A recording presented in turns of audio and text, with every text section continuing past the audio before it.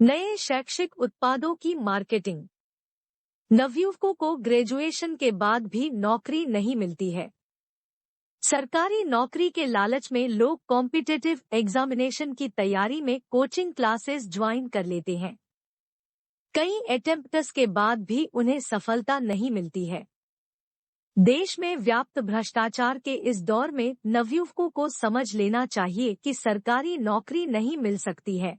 इसलिए छात्रों को 10वीं 12वीं कक्षा में जी-मेट फाउंडेशन दुर्ग छत्तीसगढ़ द्वारा सिखाई जाने वाली एजुकेशनल स्किल्स सीखकर अपना स्वरोजगार शुरू कर देना चाहिए।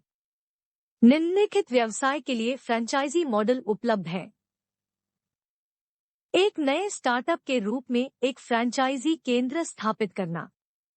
2 नए शहर में नए व्यापार एवेन्यू की तलाश करने वाले लोगों के समूह को फ्रेंचाइजी वितरित करना। 3 किशोरों 13 से 19 उम्र के छात्रों को कैरियर कौशल का प्रशिक्षण। 4 विविध व्यावसायिक गतिविधियां। जी-मेट फाउंडेशन लोगों को नौकरियों के लिए ऑनलाइन नेटवर्क में जोड़ता है। लोगों को नए फ्रेंचाइजी मॉडल पर विकसित प्रोडक्ट्स की मार्केटिंग में सहयोग करता है। ऑनलाइन प्रशिक्षण कक्षाएं भी ज्वाइन कर सकते हैं। कृपया हमारे YouTube चैनल को सब्सक्राइब करें। संपर्क करें जी-मेट foundation Durg Chhattisgarh. Phone 9755039605। WhatsApp 93402708। Smart geometry exercise notebook की विशेषता। ज्योमेट्री के किसी फिगर में 2 भुजाओं के बीच के कोण का मान ज्ञात करने के लिए Shagun smart geometry exercise notebook design की गई है। ज्योमेट्री के नए कॉन्सेप्ट के अनुसार किसी त्रिभुज की रचना में मात्र 2 एलिमेंट ही आवश्यक है। नए एल्गोरिथम के उपयोग को समझने और अभ्यास के लिए यह वर्कबुक तैयार की गई है। युवा प्रगतिशील उद्यमियों से आवेदन आमंत्रित है जो देश के किसी भी भाग से नए प्रोडक्ट की मार्केटिंग में भागीदार बनने को इच्छुक है। स्मार्ट ज्योमेट्री प्रतिभा प्रतियोगिता। फ्रेंचाइजी सेंटर स्कूली छात्रों के बीच समय समय पर स्मार्ट ज्योमेट्री प्रतिभा प्रतियोगिता आयोजित करता है। दिए हुए प्रश्न को हल करने के लिए यूनिट स्लोप ग्राफ वर्कबुक का उपयोग करें। मान लो कि AB = 10 और CD = 13 यूनिट है। दोनों रेखाएं बिंदुओं पर कटती हैं।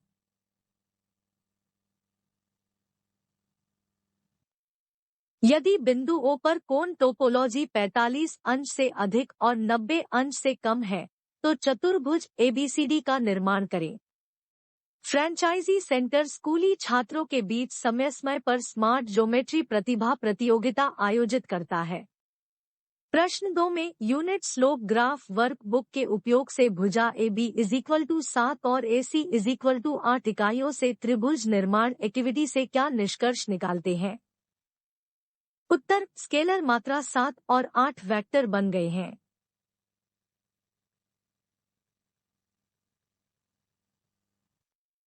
दिशा बोध अर्थात 2 भुजाओं के बीच का कोण थीटा ज्ञात करने के बाद सभी स्केलर क्वांटिटी वेक्टर कहलाती है। हमारे चैनल के फॉलोअर्स ने प्रतिभा प्रतियोगिता में रुचि दिखाई है और एक्टिविटी से निम्नलिखित नए निष्कर्ष भेजे हैं। एक, यह सर्वविदित है कि एक वृत्त 3 गैररैखिक बिंदुओं से पास होता है। एक्टिविटी के समाधान से स्पष्ट है कि एक वृत्त में 2 प्रतिच्छेदन रेखाएं अंकित की जा सकती हैं और रेखाओं के बिंदुओं को जोड़कर चतुर्भुज की रचना वृत्त के अंदर संभव है। जब 2 या अधिक फोर्स किसी बिंदु पर एक्ट करते हैं तो उनके रिजल्ट फोर्स का मान बिना उनके मध्य के कोणों को नापकर भी किया जा सकता है। विविध व्यावसायिक गतिविधियां हैं।